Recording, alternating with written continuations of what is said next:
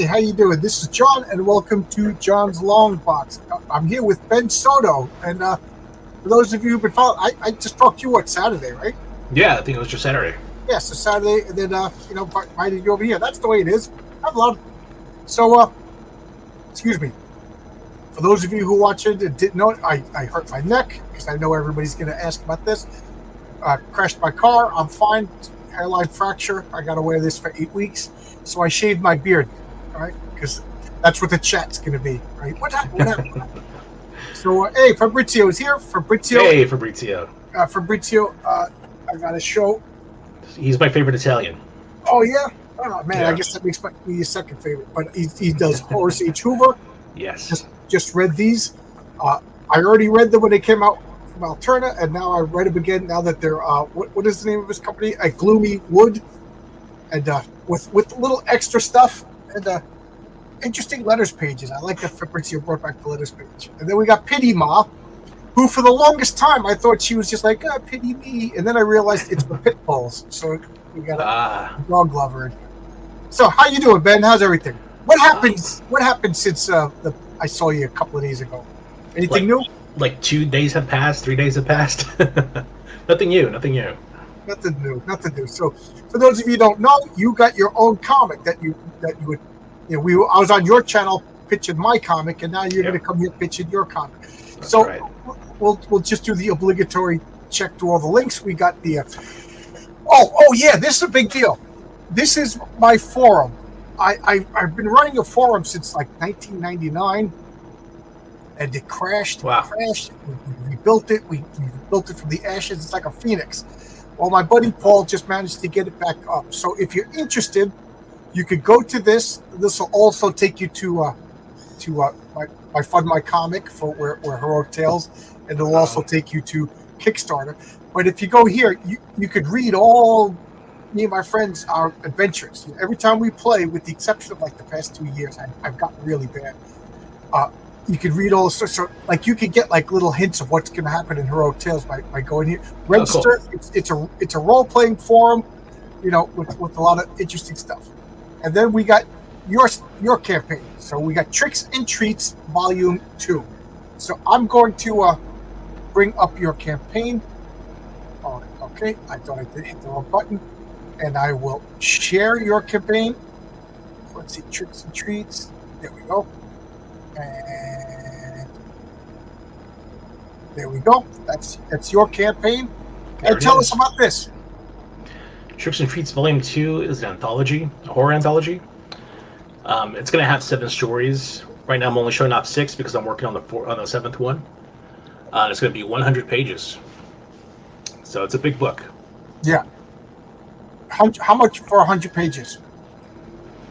It's going to be $30. Right. That's for 100 pages, man. Excuse me, but I'm eating a pretzel like the jerk. Now you're good. Yeah. So you've already did a successful campaign. I'm realizing now that that's an important thing to bring up. People realize that you're not some fly-by-night person. So you already ran a campaign, delivered a campaign, everybody got with it, and you were successful enough to run a second campaign. That's important. That's right. Yeah. And for $10, you could get a digital book. For $20, you could get the digital 3-pack of all your stuff. $30, you could get the actual physical book. And right. I'm forgetting a variant cover. Right. Variant cover. And $55, you can get both. And what is the $60? This is everything, right? $60 is a book and a commission sketch from my brother Justin, and then there's also a tier for sketch commission from me. And I'm looking. How can I get Trick or Treat number 1? You can only get it digitally right now. We sold out of the first volume. Okay, but it's an anthology horror, so it's not like it's a continuation. So if I pick up on number 2, I'm not lost, right? Right. Yeah. These are just isolated little stories, little vignettes, kind of like Twilight Zone. Okay. Oh, I forgot. You got a trailer here, so let's play your trailer while I'm like all discombobulated. You're good.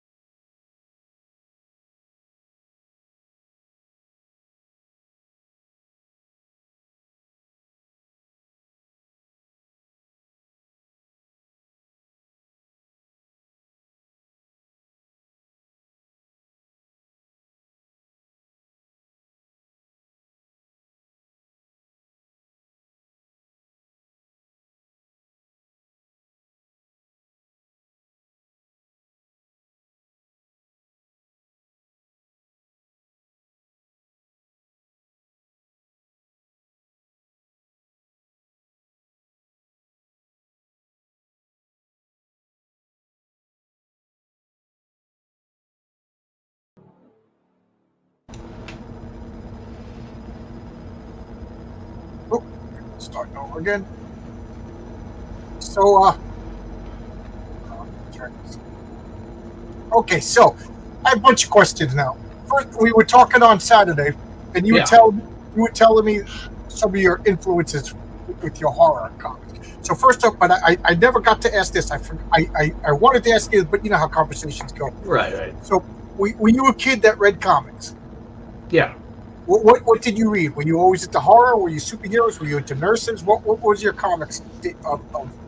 My very first comic book that I bought was G.I. Joe, actually. Then from there, I jumped onto Amazing Spider-Man, so I got really into superhero stuff. I'm so glad you said that, because it's such a red flag to me when people are like, well, I don't remember the first comic, but I was always into... No, you weren't. Everybody remembers their first comic. Everybody remembers their first comic. If you don't remember your first comic, you're hoodwinking everybody, including yourself. Right.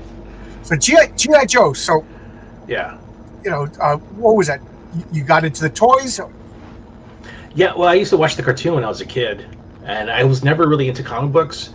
But I had a third grade teacher who had a spinner rack in the back.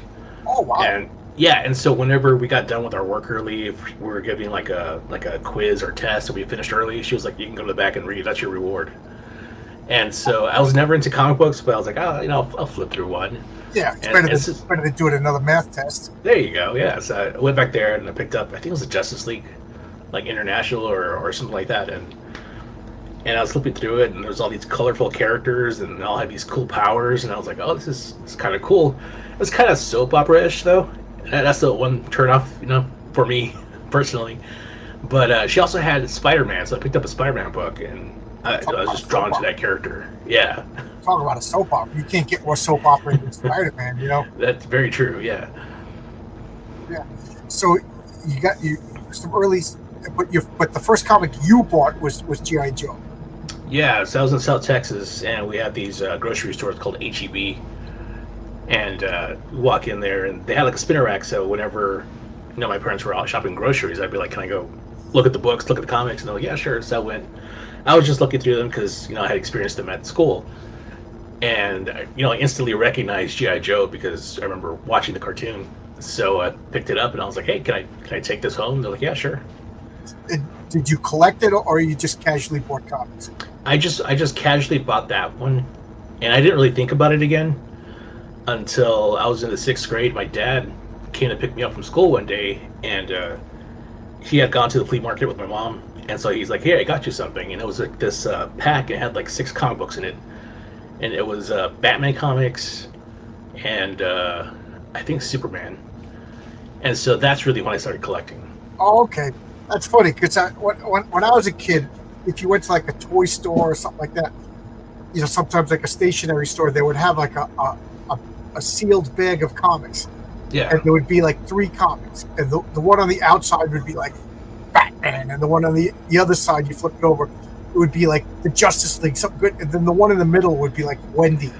They'd throw some garbage thing that nobody wanted just to get rid of it. I can't tell you how many copies of NFL Super Pro I had because of that. Oh, there you go. Yeah, there you go. That's funny. But you're right. Okay, yeah, I'm jumping around. You're writing this. You're not doing any of the art. I'm doing some of the art. Yeah, I'm the colorist on all the book that needs part of the book that needs coloring. Okay. And I'm also the artist and writer on the first story that's on here. Oh, that's right. Well, first off, I want to check out this image over here. Who drew this image? This is done by Preston Acevedo. I just love. First off, the werewolf, the sexy chick. Right. This purplish, like, I don't know. Everybody's gonna say Cthulhu, but right. There's not really that many tentacles in Cthulhu. It's just like you can tell when people talk about Lovecraft but never read it. They bring up tentacles, with one story. And then this monster over here, I really, really like. Yeah. This is so cool. This is such a great image. But I'm scrolling down here. So this is the one you drew? Yeah, I drew this one and wrote it. That is cool. I like this. It's very subtle art. You didn't go. I mean, very subtle coloring. I think like a rookie mistake is colorists just coloring every square inch a different color to show off their skills. Now that is, but yeah, there you go. Good storytelling. as I'm scrolling through, I'm not reading it, but I can see what's going on. And then this is who drew this? This isn't your brother, is it? No. This is drawn by Mario Williams. He's a friend of mine from here in Tulsa, Oklahoma. Okay. And I did the colors. Keith Gleason did the letters, and he did an awesome job with those letters. Okay. Keith Gleason. Yeah, he does a lot. He does lettering for a bunch of people, right? Yeah. He did. He has a book called. Well, he did have a book called Alterna called Mighty Mascots. Oh, that's where I recognize the name. Okay, yeah. Mighty Mascots. Yeah. Not the Mighty Mascots. Okay. That's where I recognize the name. It was killing me that I couldn't remember. So let me ask you then, what got you started? Why a horror book? Comics aren't really known as a horror genre, No, you're right. And especially anthologies. Like, people aren't drawn to anthologies. But my brother and I were both really into Lovecraft, like back around 2017 or so. And so we decided, hey, wouldn't it be cool if we made a comic book kind of based, on these Lovecraft stories that we've been reading and talking about. And so we tried writing the story, like we were going to do like this long series, and we're just like, you know what, we tried it for like a year, and we're like, it never happened, we couldn't do it, so we're like, let's start small. So we started with small stories, short stories, like 8-10 pages, and so that kind of became volume 1 of Tricks and Treats, which is a collection of like 6 or 7 stories that we did. Okay. So you are, what is your favorite Lovecraft story? I gotta ask you. Oh man, there's so many good ones. Yeah. Probably the lesser known one that I really like is The Festival. Oh, that's a good one. Yeah. Yeah. So in The Festival, the guy stumbles upon like a joyous festival, and then something comes, and they argue. Like, I was on a message board back. I'm talking like the 2005 or so.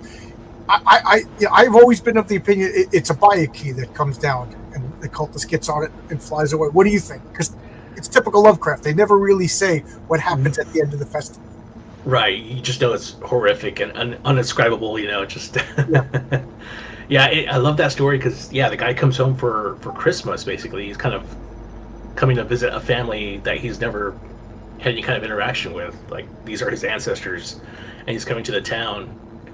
And he's greeted by a man with a mask that's supposed to be like his grandfather, and he doesn't speak a word. And then like the whole town kind of goes off into this temple, and it's just creepy imagery. I love that story. I don't know why can't I ever think of her name, but she wrote. They call it the Borden Files, like Lizzie Borden, and I think there's 2 books of them. One of them, one of like Oakwood and whatever. I forget the other one. But it's Lizzie Borden, and it turns out that she's not crazy. She did kill her parents, but it's because her parents were turning into deep ones. Oh, that sounds cool. So, it was really good. And then the second book is years later. She's like an older lady, and she's helping somebody else, like pretty much the only person who believes her that there are deep ones. And it turns out there's like a whole church of them. And I just remember there was this one scene where they go into the basement of the church and there's no light, so it's pitch dark, and she's there. The main 2 characters are in this basement, and they could hear the people praying, and they could smell something, and they could hear it huffing as it's moving, but you never know what the hell it is. That kind of stuff, Yeah. Your imagination fills in all the blanks. To me, that's Lovecraft. So when people talk about tentacles, I'm just like, he never said tentacles. If you're saying tentacles, that's on you. There's only one. Is the Call of Cthulhu. Right. Exactly. All right. I'm reaching over here. Of course, I just rearranged everything. But I've been collecting creepy and eerie because I never was into horror comics growing up. To me, comics was always superheroes. I like superheroes. And somebody said to me, comic books can't scare you, so they're a bad medium for horror. And I could think of two scenes in comics that literally scared me. That scared me. And both of them, now that I think about it, both of them were written by Garth Ennis. So there you go. Oh wow! But one of them, did you ever read Preacher? I never did. No. And Preacher, they made a really weird TV show about it that totally missed the point of the comic. But in Preacher, Jesse Custer is a preacher from Texas, and the whole family's preachers, but they're not religious. It's just a job to them, and he doesn't want to do it. But he's charismatic, and then through crazy circumstances, he gets this like angelic force trapped inside of his body. So they won him because when he speaks with authority, people listen. So donate money. Everybody donates money. Blah blah. So the family's after him because he doesn't want to be a preacher anymore. He wants to run off with Tulip. But when he's a little kid, they're a racist, white supremacist family that you always see.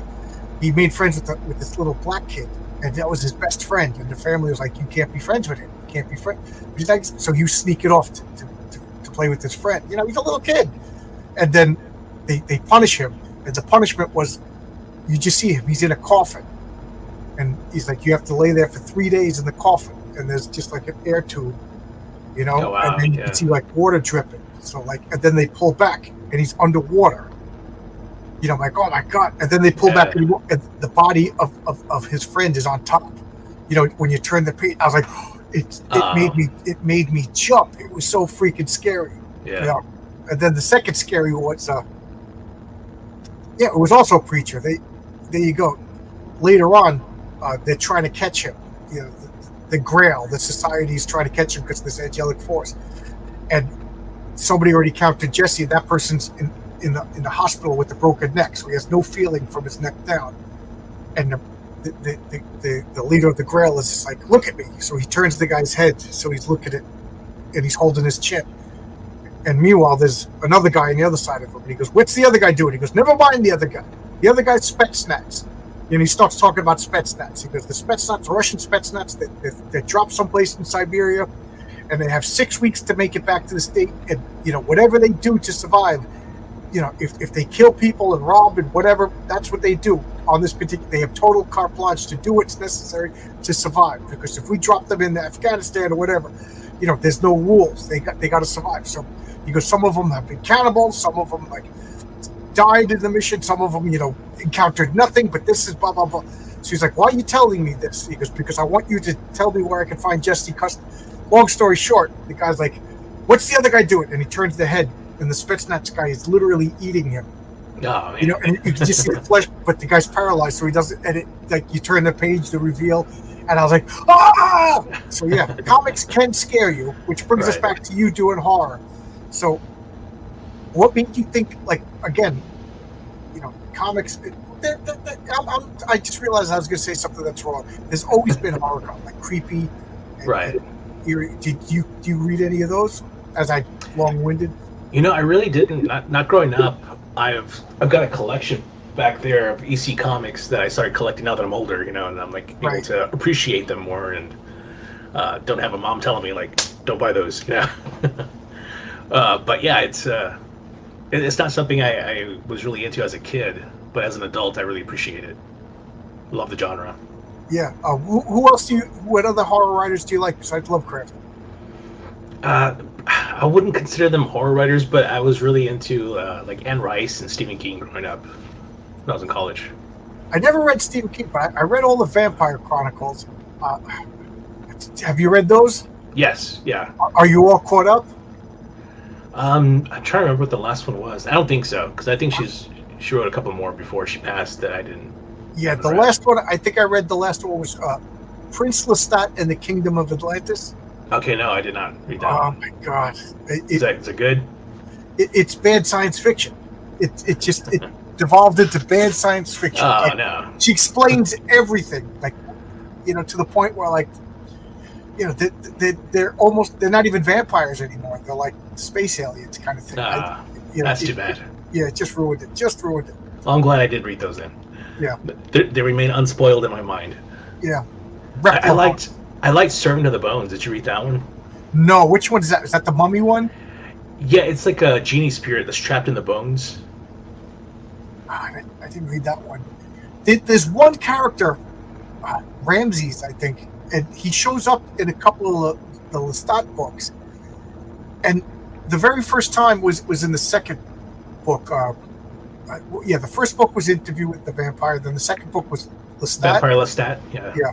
But he's on stage and Lestat is performing, and he just sees a face in the crowd staring at him. And I just remember that scene scared me. You know, that was a really scary scene. And, you know, and Lestat got scared. That's what scared me, is because Lestat's so arrogant. And he got scared of his face in the crowd. And he knew it wasn't a vampire, but it was old, you know. So, like, I always thought that was like Ramsey's. She has like another series about the mummy, right? Right, yeah. Yeah, and then my friend has been trying to get me to read the Mayfair Witches, which I never read. But I like the early Anne Rice stuff. But yeah, like I said, once you learned about this other planet and these bird aliens that came, and that sucks. Yeah. I didn't like. Fabrizio says I couldn't get into Rice. I tried. The vampires came across like they were two musical theaters. Yes. Yeah. Yes, I like Mike Mignola. He created that series, The Strand. Did you watch that? Did anybody? Fabrizio? No, I never did. I never watched it, but I liked what he said. That he created that because he said vampires are monsters and monsters are scary. Yeah. So I'll bring this back up later when you know we're talking now. But and I appreciate that. So again, my comic, I have a comic book called Heroic Tales, and sooner or later I'm going to get to vampires. Nice. And I will tell you that you don't want to be a vampire, and you don't want to be around vampires, and vampires are terrifying and uncomfortable. I'll leave it at that right now.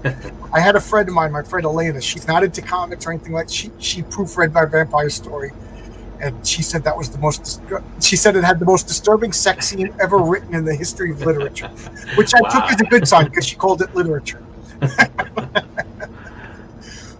So I'm a big fan of scary, horrible monsters. Like I liked Anne Rice for the fake history and all the detail, but I think at some point she went out of her way to make the vampires too. Like, you shouldn't want to be a vampire. The way I think of, you don't want to be a vampire. Even the vampires don't want to be vampires. If my vampires could figure out how to stop being vampires, they would do it in a heartbeat, even if it meant the mortal life, because being a vampire is terrifying. Kevin just brought up 30 Days of Night is my favorite vampire movie. I like that one. I like the way they portrayed them. Those guys were scary. Yes, they were scary. They were monsters. They were horrific. There was nothing romantic about it. I like where they bit their victims. They tore at them. They had blood down their shirt. These were monsters, you know. Yeah, and then speaking of that old language too, that was really a nice touch. Yeah, so like old Romanian, like that Prince Dracula would have spoken. Right. Yeah. Oh God, I was just joking. So, let's bring back your campaign because we were talking. I gotta get the right. So, there's a couple of images that I wanted to look at. There's one image that I really like, but this is your art. Yes, this is my art. This is your. I wish I could draw. I practiced. You see, these look like scary vampires. These don't look like romantic, art pages vampires. Now, all your stories, are they set in the same world? Is there like a continuity and These first two stories kind of are, because I have this whole story that I want to do in the future, not anytime soon, but those two stories kind of are connected in the same universe. See, now this I really, really like, because we talked already, so I know about this. Yeah. This is, nice couple wanders into a town they shouldn't be in, and I love that. That's one of my favorite tropes. Is like this. We talk about Lovecraft. Like the shadow over Innsmouth. Like the people in Innsmouth, they don't want you. They don't want to kill you. They don't want to have anything to do with you. As a matter of fact, they make it as difficult as possible to get to Innsmouth, and then stupid idiots come there and they're like, dude.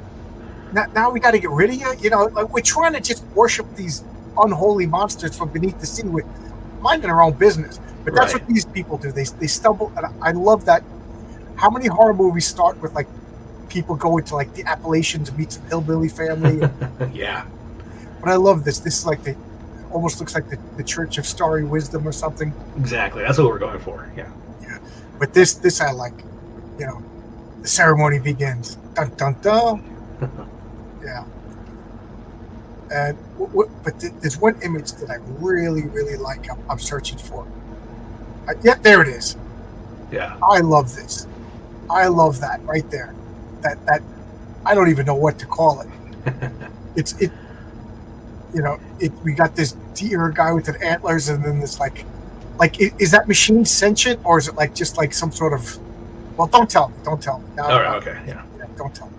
But I love this image. Like, I don't know. It's very like, I'm thinking of, and then this printing I really like with the dot matrix. Right. Yeah, that was a lot of fun to do. In the flat colors. Yeah. This is written by your brother. Oh, written and drawn by your brother. Right. Yeah. Cool. Are you guys? What's the age difference? He's 7 years younger than I am. 7 years? Yeah. Okay, so is he into comics, like, or like, do you have similar hobbies or anything? 7 years is a big difference. No, yeah, we both love to draw. We both are into art, and we both love comic books. Yeah, we talk like once a week, and we're always talking about what we're going to do next with our projects. We had a vampire story set in the 70s. The gang members took blue heroin and became vampires. Interesting. See, with my comic, I have a horror western that I think I want to introduce, but and then later on, I think I'm going to set like a story set. I'm giving away too much. I'm just going to be quiet. John, Kev. So Kevin's my old roommate from Albuquerque. He's been watching my channels. And where am I? I'm trying to get to this. So this is watercolor painted by your brother. Yeah. Yeah, he did this like right after college back in 2015, and self-published it, and we kind of revised it, tightened things up as far as the writing goes. This image I love. Yeah, I love that painting too. Yeah. There's something about the old diving bell. So without reading this, what is this set like 1918 around there? Something like that. I think it says it in the first page. Yeah, because you don't see people. Oh, 1912. Okay. 1912. Yeah. Yeah, Howard Phillips. There's a familiar name. Yep. So, let's see. When is this? My mouse is dying. Of course it is. Oh, you got 38 days left to go. Yep. Oh, you hit your goal. Okay, cool. Yeah. We just hit it last night. So excited about that. Good. Yeah, that's why I wanted to have you on so quick. I wanted you to hit your goal. Yeah. And you're going to be fulfilling this yourself, I assume. Yeah. I'll be shipping it out from here. Not your brother. Tell your brother to do some work. Well, he did most of the heavy lifting on this book. Yeah, he did most of the artwork and writing. Oh yes. Okay. Kevin is reminding us we used to play. My standard question that I always ask people, what like, were you a comic book kid? And I always ask, were you a role player? So before I get into Kevin's comment, do you have a role play? I forget if we talked about it. Not much. I do remember like some kids playing Dungeons and Dragons and invited me to play with them, and they like made a character for me, but I never actually like hung out with them to play. We would always just talk on the school bus, but then like once we were out of the school bus, we never like got together. I was more of a loner. Because I was living in a house, and I at this point I had a group in New York. I grew up in New York, and we played Dungeons and Dragons, and then we played Village Vigilantes, and I never went back to Dungeons and Dragons.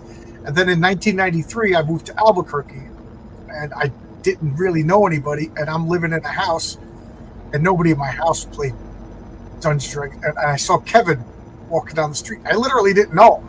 I just saw a guy, and somebody was like, "Yeah, this guy's. I think he has like role playing books in his hands." I was like, "Really?" So I kind of just waited for him, and I realized that I think it was like Sundays or something like that. He went to the house across the street. So I looked, and he had Vampire the Masquerade. Oh, cool. It's a role playing game where you pretend you're vampire. So I ran across the street, introduced myself, and pretty much invited myself into that game. And this is what Kevin's talking about.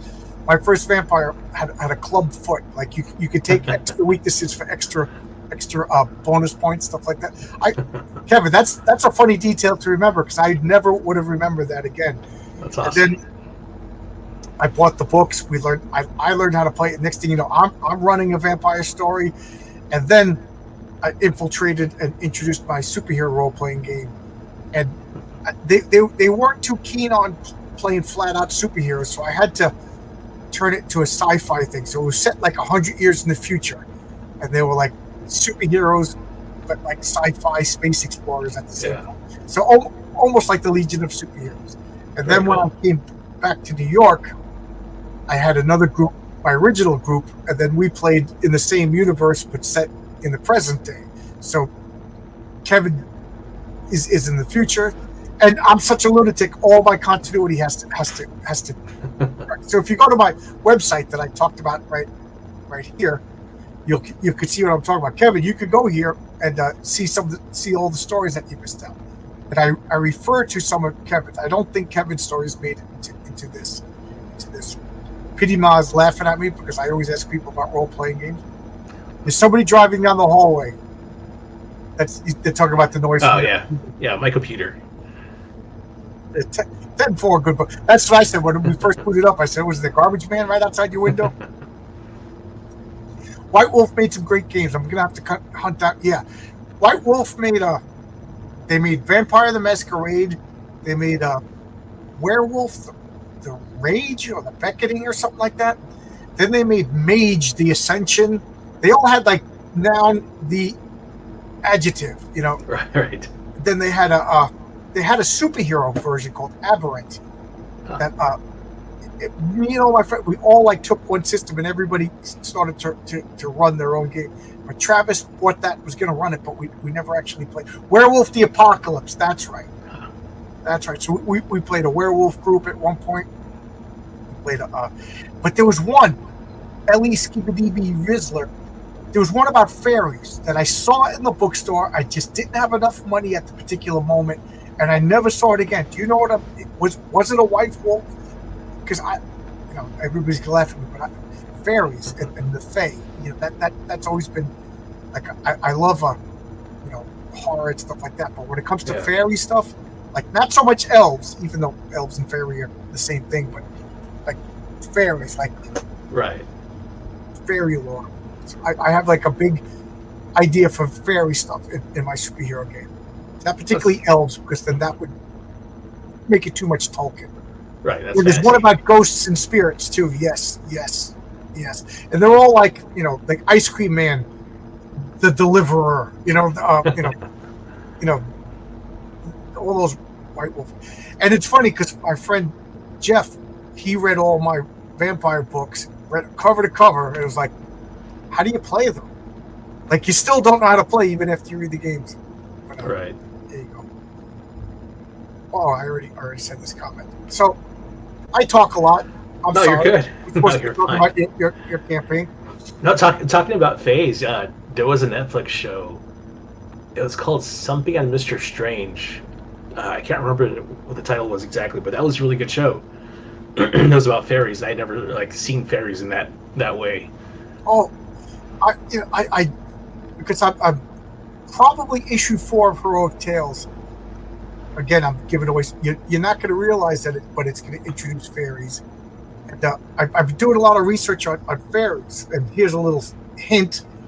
But prior, from 1990 and earlier, people were terrified of fairies, like fairy abductions. Like we all heard the stories of the fairies, the babies replaced with the changeling and things like that, which is a really sad way. Like there's a condition where a baby's born horribly deformed, and people and they don't last too long. There's just no way to until modern times. So it was just like that's not my baby. That's a fairy. My kid's living in fairyland. Like I guess it was like a mental cope, but people were terrified. And then around the 40s, especially after the Roswell crash, all the fairy stuff got converted to aliens. And then, but think about little green men with big eyes abducting people. So I'm giving away too much, but. That's where I'm going in my comic book with fairies. Nice. Yeah, I got Fae in my fantasy world. Yeah. Iceland, Faye. This, yeah. My wife and I went to Iceland, and they do when they don't. It's funny because they always talk about, oh yeah, they got highways and they'll curve the highway because local law will see like there's a stone where there's a ferry. That sounds all impressive, but they only got one main road. You know what I mean? So Right. one main road that was built in the 13. They're making it sound like they're still doing it. No, but that main road is no joke, 800 years old. It was built 800 years ago. But Wow. yeah. Again, I talk too much. Anything you want? Oh, you're good, man. You're fine. Yeah. I've been chugging coffee because of this car accident. Yeah. I'm not working, and when I don't work, I just wake up when I feel like, and I sleep when I want. So my sleep schedule. So I chug so much coffee just to stay awake for this because my sleep schedule is messed up. Love fairies. You're a bit of a fairy yourself. I think you do Elf Cliff. Oh, that's a good. Oh, that'd be cool. Do you know what he's talking about? Two Beards. Yeah. It's you and Kelsey, right? Right. Yeah. And by the way, I haven't heard from Kelsey. If anybody knows anything, Kelsey, my wife was actually looking up his phone number because she's getting concerned. But I told her when Kelsey's in work mode, he doesn't respond. Kelsey literally doesn't even have a telephone, so he'll get in touch with me when he wants to get in touch with me. I'm not worried because I know that about the guy. You know what I mean? But Yeah. I wish you back. Yeah, Pity Ma. Yeah, that would have been fun. You know what I mean? And okay, let's talk about you for a second before we make it about me. Like I always. You got a young face. I'm gonna. How old are you, if you don't mind? You don't have to. I'm 44. Okay, I was gonna say 38. Okay, I was about to say 38. Then you're gonna say 26, and then you get.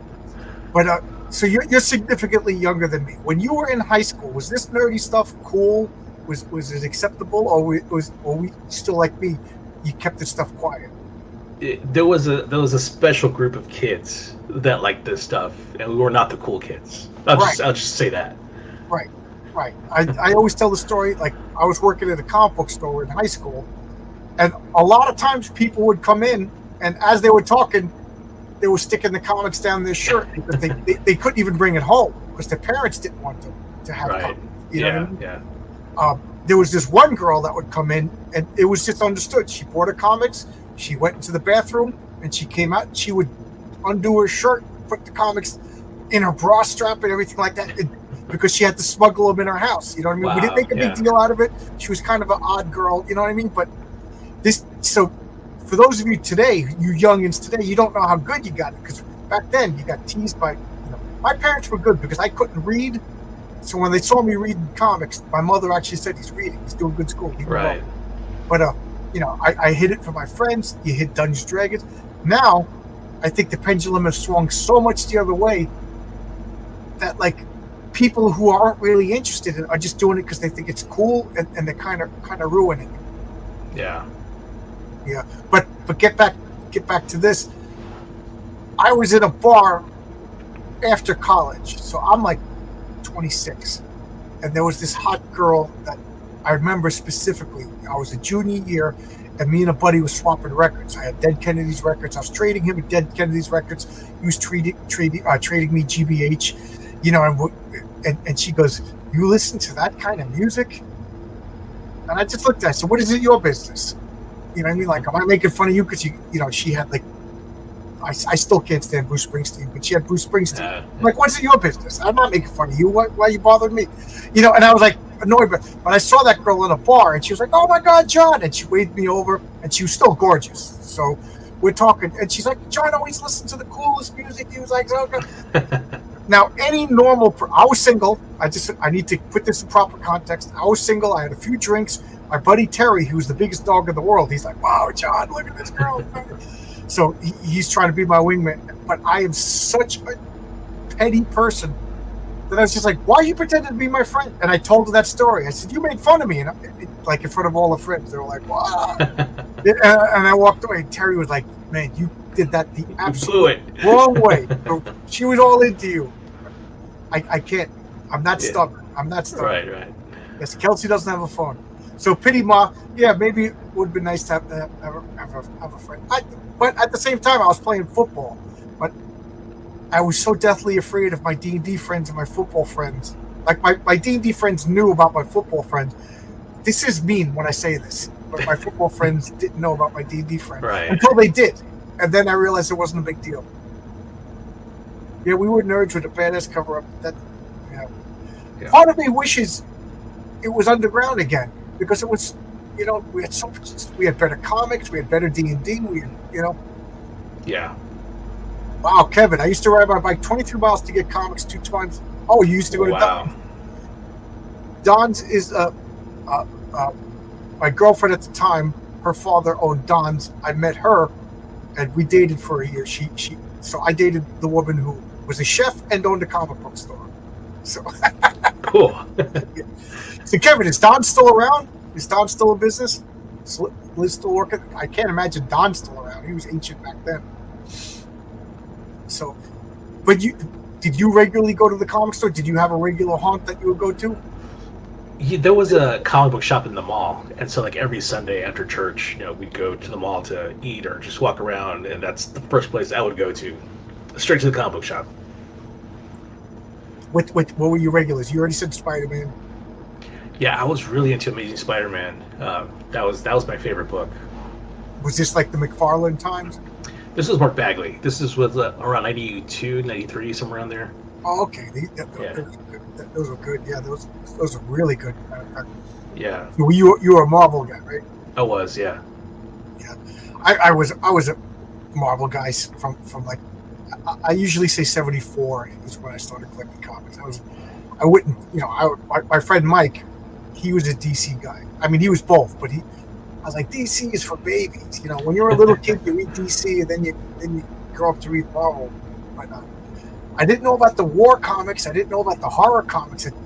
Yeah, they were some good comics, but the superhero line at DC was kind of baby stuff. If you ask me. I used to go to this guy in Seaford, Long Island. He smoked in the shop while watching baseball games all the time. Ellie, are you a Long Island? Are you talking about? Half the store was a comic book store. The other half sold knives. Are we talking about the same guy? Yeah, that store just recently closed. Why can't I think of the name of it? But yeah, skipped it. Because Seaford, I used to go there because you go there, you get your. I just got into a car accident. Are you still in Long Island? If you're still in Long Island, play some role-playing games with us. Play some board game. But I bought my samurai swords on top of my fridge at that place in Seaford. Oh, nice. Yeah, it was off Sunrise. I would go there. I would get my comics, and then you couldn't make a U-turn because I lived in Baldwin, so you'd have to leave the parking lot. But it was on the highway, so you had to make a right until you could get to a light and then turn around. Oh, okay. But just before you turned around, there was a Burger King, so I had no choice but to go to the Burger King and eat my Burger King, read my comics. Whoppers and comics, not a bad. Oh, you're in Babylon. I'm by Smithtown. We're not too far away. There you go. Yep. And Billy Tucci's right by me too. Oh, nice. Hi, chat. Hi, Gray Wolf. Where you said you're in Tennessee? No, I'm in Oklahoma. Oklahoma. Yeah. That's funny. That's the spot. Yeah. What is the name of that place? It's going to drive me nuts. But there was the Bladesman was half of it, and the other half was the comic book store. And it was well lit, but it was very narrow. And the guy would sit there and smoke. Yeah. That's funny. There was a lot of comic book stores growing up. I worked in a place called the Incredible Pulp. My buddy Larry ran it, and it was, as far as I know, I think it was the oldest comic book store, and it shut down in I think before 2000, and then Cosmic Comics survived it. That became the oldest. But this has nothing to do with your comic, and I'm bad. Oh, you're good. What was your favorite Lovecraft story? Oh, okay, my favorite Lovecraft story. It's funny because I'm an electrician. I do construction, and a lot of the times you do a lot of repetition. So you're figuring out how to do it, and then once you do it, you literally do it 4,000 times because you got to splice this. You know what I mean? Yeah. So I would put in my headphones, and I just got the complete Lovecraft audio books. Oh, nice. So I don't say that it's one of my pet peeves when people are like, yeah, read Lovecraft. It's like, no, you're not. You're listening to the audio books. So I just did an audio of all Lovecraft, and it was really good because having somebody else read it to me, it really, and then doing this repetition stuff at work, and so I could just be by myself and focus it. But it used to be Pickman's Model. Used to be my favorite, but now I'm blanking on the name of the stuff. But Pickman's Model, because I really liked the stuff that bored me while I was reading, was the explanation of all the architecture and old Boston, when he's talking about how he couldn't figure out where it was but to have somebody read that to me, oh my God, I loved it. I absolutely loved it. But the other and now that I read, is the same one that Fabrizio was just talking about, the picture in the house. Okay. Do you know that story? Sounds familiar. It's the guy, he's just in the woods. I forget why he's in the woods, but as he's in the woods, this is just another thing that's always been fascinating me. Just finding a house in the woods. Just you think you're in bear country, you're all by yourself, and not just a log cabin, but a complete like Victorian house. But that's what this guy finds. It's raining. He goes and he knocks, the door's open, and he goes in and he just sits down, out of the rain, and he's like, if somebody lives here, they're gonna be pissed off. So he's like on guard. Like, obviously this guy gotta have a shotgun, so he's trying to, and finds there's a pedestal with the book on it, and it's a real book, and I can't remember the name of the book, but there's a picture of an African tribe engaged in cannibalism. I'm not gonna go into the details, but he's looking and he's repulsed. And the funny thing is, you could look up this photograph. It really does exist. So Lovecraft must have saw this, wrote a story about it. And as he's reading, the guy comes in. He's like, fascinating picture. It turns out that this guy was watching. He was upstairs sleeping. He came down, and the guy's like smiling, creepily talking to him. And the guy's like asking him questions, and he's coming at him from different angles. Oh, here you go. Fabrizio is giving me. Regnum Congo is the book. Yeah. And the guy's like implying that he's really, really old. Like, he's an old man, but like maybe he's 200 or 300 years old. And the reason why he's old is because he's a cannibal. Oh. You know what I mean? And he's like, yeah, and then as he's explaining to him, like, he's like, basically like, I'm so glad you stumbled in here because I'm going to, he's not saying it, but you get the feel like this guy is going to eat this. And then as he's talking, whoop, he thinks, what? Something just dripped from the roof. And he looks up and there's a stain and blood is dripping on it. Oh. And that's the end of the story. I love that freaking story. That's awesome. Yeah, it's a good story. But Pickman's Model, I loved. There's so many that I kind of forgot about. But hearing them read to you is so much different than reading. I'm a big Lovecraft fan. Fourth Ward Comics in Smithtown is my favorite, but I haven't been there. Where do you go? Do you still get comics? Skibby DD's Razor? Because my buddy Mark, he lives in South Jersey. He comes up like once a year, and like usually, because we're both construction workers, if we're both on furlough, he'll come up and we'll spend like a day hitting all of the comic book stores. And Fourth World, last time we went there, so it must have been like 7 months ago, and I was really disappointed by the back issue. It's just slim pickings. So I was like, I got embarrassed. So I got on my phone, and this was while I was living in this house, and I found a place. Oh my God! Now I'm gonna drive me nuts. I can't remember the name of the comic book store, but it's a comic book store, not too far down the road, maybe 3 miles. You cross the LIE right where I crashed, and then you go for another block, and it is the most awesome back issue. They have everything, everything you could ever imagine, and in high quality. Like, they'll have like Amazing Fantasy 15, like it's that kind of comic book store. Wow, to the point where you're overwhelmed, and everywhere and you ask any question about, I think I know about comic book. Like, as you ask the question, this guy's giving you an answer, that guy's, it's just, it is. Oh, why? I know as soon as I turn off the video, I'm going to remember the name of the store. There's the Lovecraft manga. It's illustrated really well. Yeah. Did Did you read Alan Moore's Providence? I've heard of it. You read I've it. never read it. Yeah, I got it. I keep forgetting about it. It's in my back issue bins. I keep forgetting about it until right now, and then I got to go get it. Yeah, okay, yeah. LBB Give the Easy Grizzly's got to go. You only buy crowdfunded. I buy crowdfunded. I still buy mainstream stuff, but I challenge myself every month to get less and less. I'm actually down to 16 comics I ordered this. I get them from Discount Comic Book Service. Yeah, okay. Yeah. Because the places by me only have Marvel and DC, and I don't get anything Marvel and DC. Comics with Jose. Glad to see you, John. Hope you're feeling well. Thank you. Everybody's been so nice. Everybody's been reaching out. I really, really appreciate it. I've been burning up your time talking about my nonsense. You're fine, John. So, anything that I should have said but I didn't? Anything you want to say?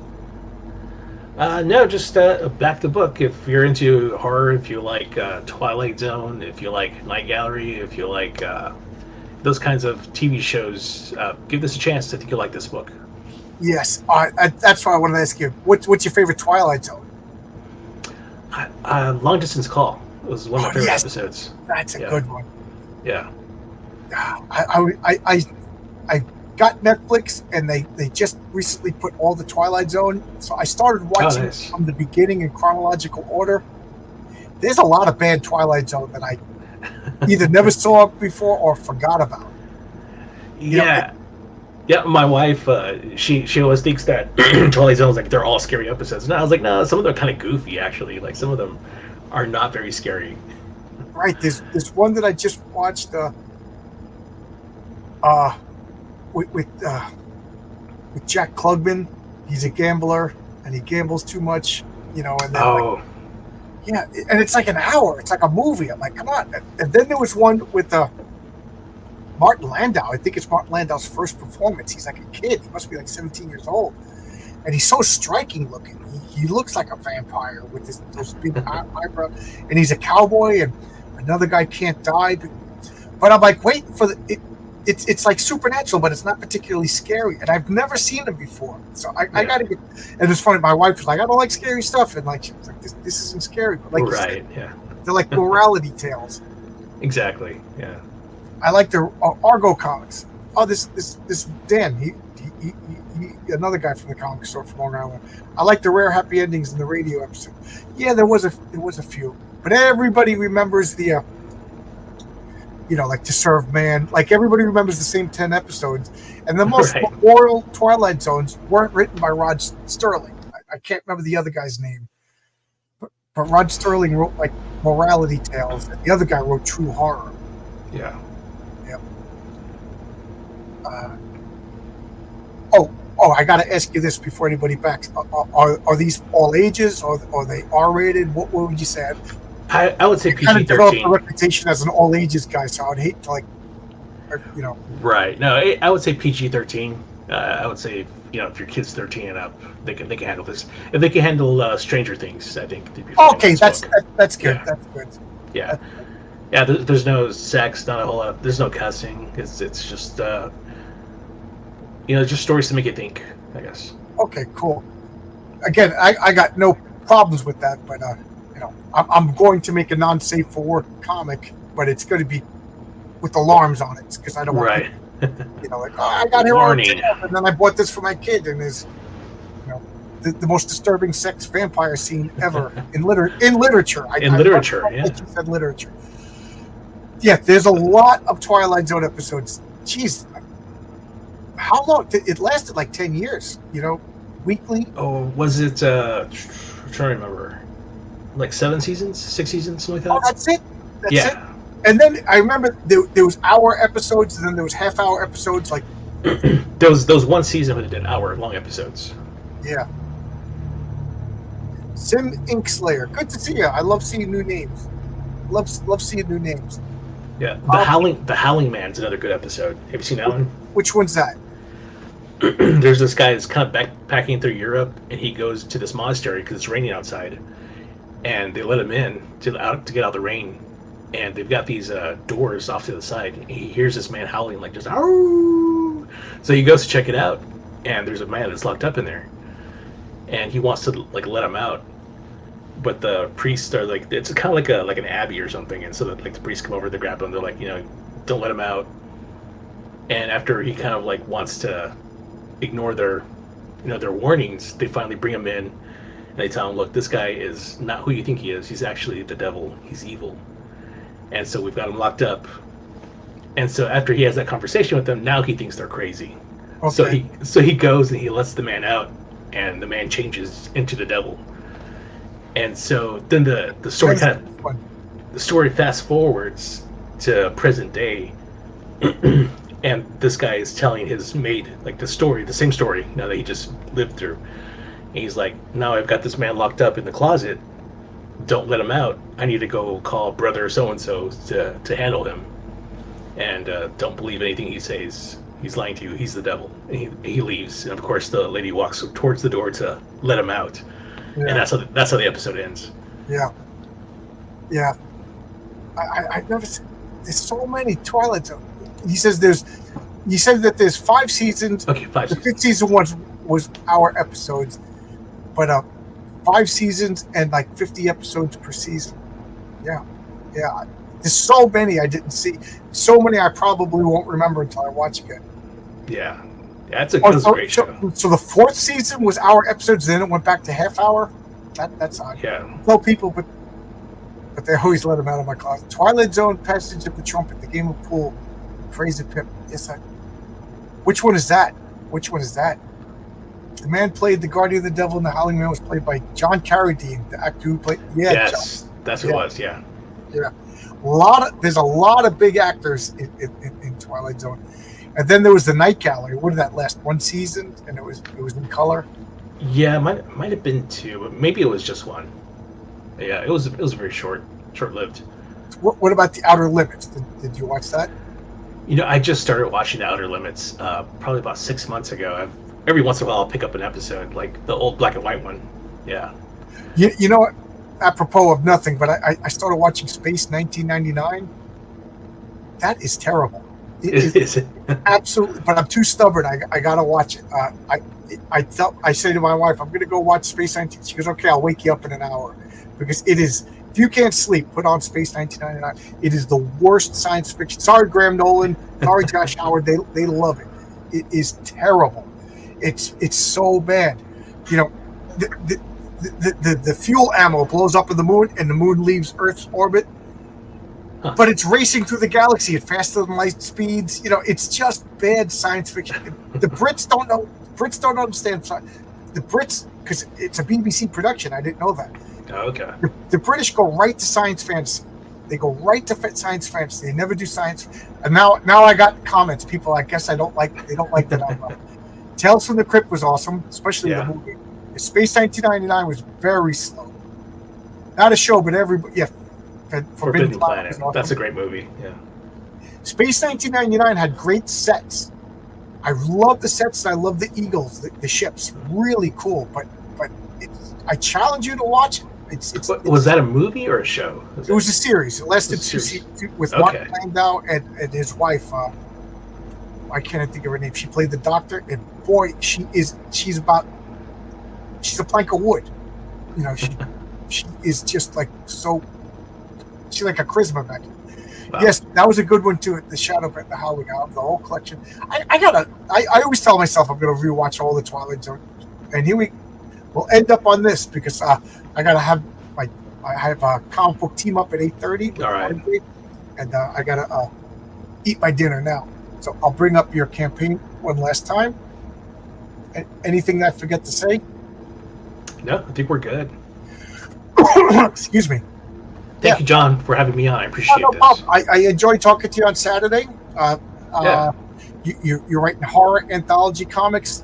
You're drawing some of them. Your brother's drawing some of them. This Preston, I'm sure I'm going to say his name wrong. Preston Evanston. I seen his artwork on a lot of stuff. Like this image is just phenomenal. Yeah, I love it. And again, you already had a campaign before, so a few people have told me flat out, I like you. Your book looks good, but until I see you fulfill, I'm not gonna. I can't argue with that. Yeah, no, people, the backers have been burned so many times. I totally get it. Yeah, I totally understand. But all right, I'm going to close this down. Thanks a lot, everybody. Check out Trick or Treats. It's on Fund My Comic. I think Fund My Comics is an important website. It's us without the politics, no shadow banning. What you see is what you get. And Luke, the owner, great guy. I messed up so many things setting up my campaign, and he went out of his way to fix it. You don't get that kind of service on Indiegogo or Kickstarter. Right. Thanks a lot, everybody. As you can hear, I don't know how I'm going to go through an hour with RJ. RJ, you got to talk this time. But I'll be back at 8:30, same channel. Tomorrow, I don't think I have anything scheduled. And then Friday at Eastern Standard Time, open invite. The link is going to be in the chat. You got to have an avatar. I don't want to talk to you got to have no avatar. I got to talk to faces. And we're going to talk about a comic book battle. It's clobbering time. Cyberfrog versus ICYMI. That should be a big one. And we're not getting personal. We're not attacking any living people. We're talking comic book characters fighting, like Spider-Man versus Nightcrawler. Okay, some people are already like getting all nasty. Don't get nasty. It's two freaking fictional superheroes fighting. We do this. We've been doing this since we were 12. But see you, everybody. Bye bye.